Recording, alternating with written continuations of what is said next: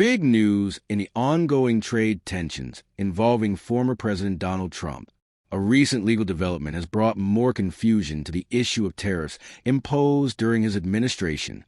A federal appeals court has temporarily paused a lower court ruling that had blocked those tariffs. This means, at least for now, those Trump-era tariffs are still in place while the matter continues through the legal system. Here's what happened. Under a law passed decades ago, the White House was given the power to place emergency tariffs without needing Congress.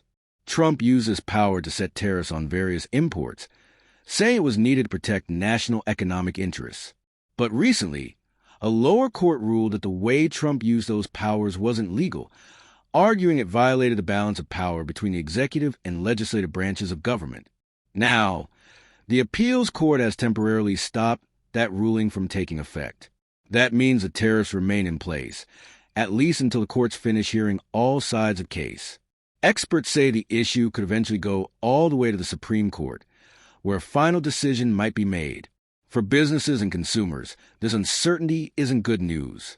Companies planning for the future or deciding whether to hire new workers are now stuck in a wait-and-see mode. This kind of economic instability often leads to slower business investment and impacts things like job growth and factory output.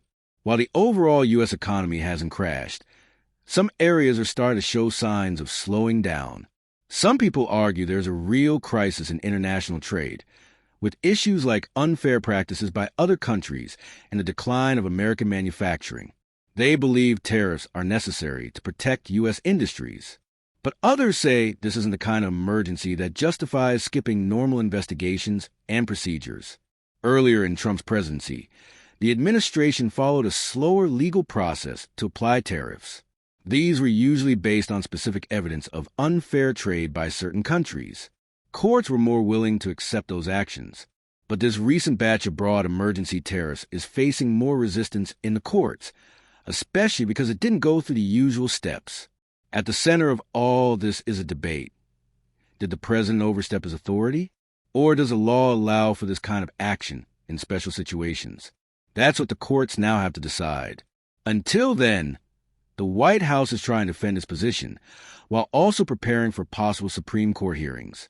This legal battle also affects ongoing trade negotiations with multiple countries. Many of those talks are now on hold, waiting to see what the courts will decide. So while the tariffs are frozen in place for now, nothing is truly settled. The future of U.S. trade policy remains uncertain, and it could take weeks or even months before we know what's next.